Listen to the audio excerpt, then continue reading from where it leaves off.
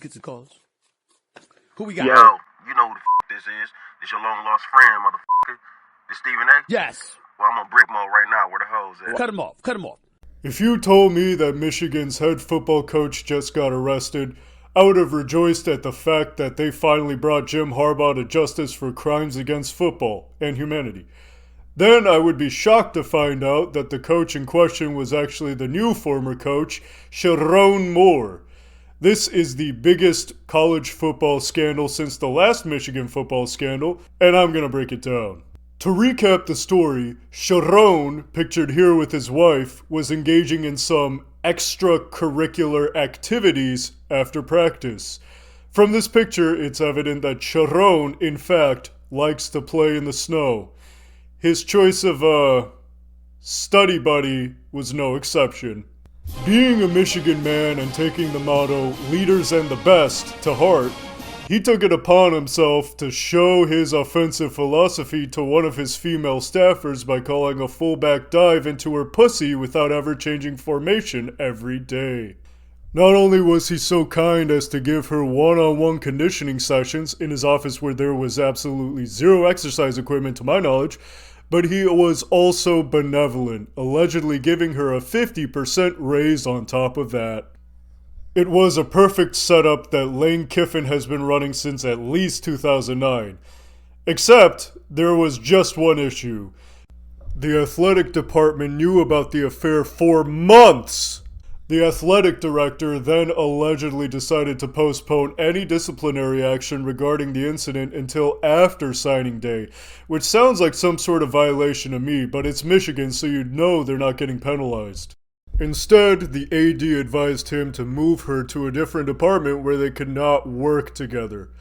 Being the logical, risk-averse play caller that he is, Sherrone made the prudent decision to fire her instead. Now, normally this would work, but Michigan has been under some serious scrutiny over the past scandals, so they were looking to clamp down on that kind of behavior. After signing day, of course. Paige broke off the relationship and came clean to the AD, giving him clear and detailed evidence of her frequent BBC beatdowns after practice. The time had come. Sherrone was fired at last. Being the prudent, risk-averse play caller that he is, old Sherrone allegedly decided to bust into this bitch's house, blame her for ruining his life, and instead of rearranging her guts for once, threatened to rearrange his own guts with a butter knife. Allegedly. I'm gonna kill myself! Wow. I'm going to kill myself, and it's your fault! Side note, that had to be a crazy conversation with the family after the news broke. Imagine as a father learning that your daughter is a hoe who was getting blacked by her boss every day while she was at work. Sensational. Now, seeing someone involved in the world of football pull an inverse OJ in 2025 sounds like a perfect way to end what has been a wacky year full of crazy hijinks, but unlike my recent minor wrist injury, this is some serious shit. Do you know what this means? Michigan is officially the GOONER state now that Sherrone has joined Mel Tucker as another coach who got fired for being an unapologetic Gooner. Being from Michigan, I kind of understand what it's like because there is nothing to do there.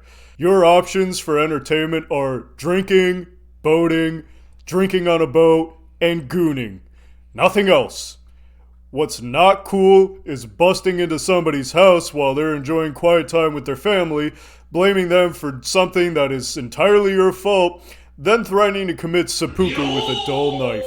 I know football players are basically retarded, so as a non-retard, I'm going to offer a little bit of advice for any of you out there who enjoy giving yourself CTE for little to no profit. If you're going to have an affair, do it with someone unaffiliated with your organization.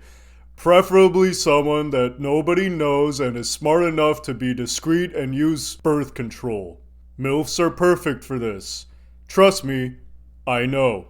And another thing, to the people saying that Michigan was looking for an excuse to fire him or didn't want a black coach, look at him! How is he gonna coach in the Cheez-It Bowl from a jail cell in Saline, Michigan? This dude is allegedly a gooner who misappropriated school funds and broke into someone's home and threatened to bump himself off. He needs to remain incarcerated for the safety of himself and everyone around him. This guy's not stable, and you don't know if he's good to roam the streets or if he's gonna go full Chris Benoit on his family once he gets home. So in summary, Michigan is blacksliding into further mediocrity after getting bitch slapped by Ohio State, and their head coach got outed as a criminal gooner who can't even OJ himself properly. Michigan is officially the Gooner state. My erectile dysfunction is cured.